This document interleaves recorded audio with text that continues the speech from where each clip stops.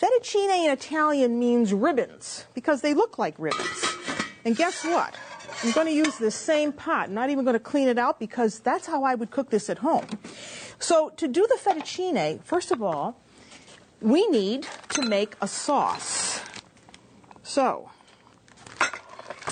here's fettuccine. If you don't know what that looks like, it's a wider, flat noodle, just like that.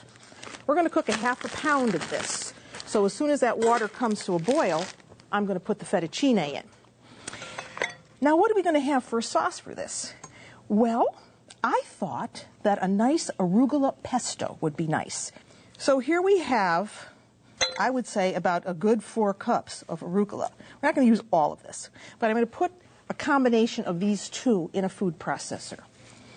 And we need some coarse salt with this. So here we have a little coarse salt. That goes in. And we're going to need some almonds with this, just to give this a little bit of texture. So some sliced almonds. So we put that in. And now we're going to whiz this up a little bit. So you put your top on. And just give it a couple pulses. Just to get it more or less coarse. Once you have it like that, then you want to start adding some olive oil. Before I do that, I want to add some Parmigiano Reggiano cheese. And you know Parmigiano is cow's milk cheese. It comes from the region of Emilia-Romagna. It comes from an evening and a morning milking. It's a cheese that's controlled by Italian law. And it's a wonderful eating cheese. So we have the cheese in. And we put our top back on. And now we're going to add some olive oil. So through the feed tube, I'm going to add some oil, just until I have a saucy consistency.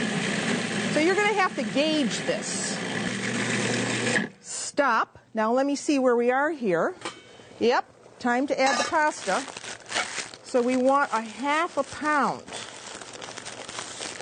That's about a ½ pound, maybe a couple more. In they go. Get that down below the water line. I told you I was a one-pot girl. So get that below the water line, put the top on, and let that go until it is, I heard you, al dente. Okay, now that we have that in, guess what? We are going to add vegetables with this. So here I have some green beans. I told you I was a one-pot girl, didn't I? So they're going to go right in with the pasta. They'll cook at the same time. So they're in. We have fresh peas. Here's my secret about fresh peas. Don't ever cook them. Just eat them the way they are. So you cook them, you make them mush. I take them right out of the garden and just eat them right like that. They're absolutely delicious. We want to now take this out and put this into a bowl. So let me get out a bowl.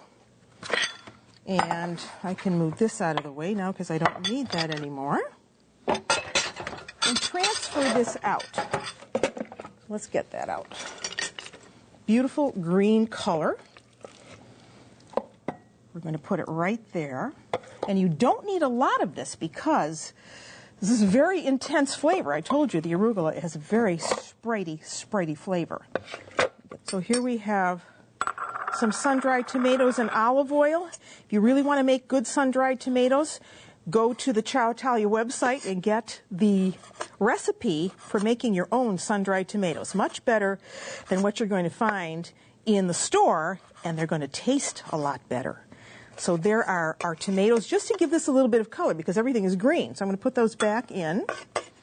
And now we want to check that pasta, see where we are. Again, remember, we're cooking this al dente.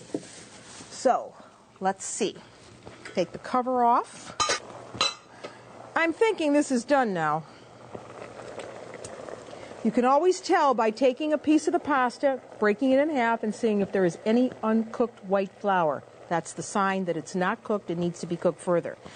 But that is cooked. So, and now we can add those peas. Remember, I said don't cook the peas. Just put them in fresh. So they go in.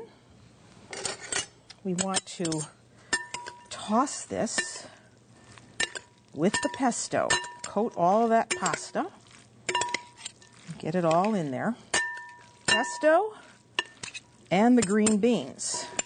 And the last thing we want to add to this are those sun-dried tomatoes. So here are the sun-dried tomatoes. Put them in. You could put in a few more than this. I was a little bit stingy today.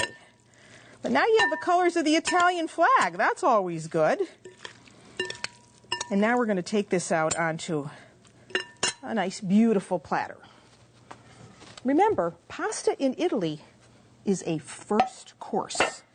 So here is our arugula pesto. There it goes. Onto the plate. The green beans. Beautiful.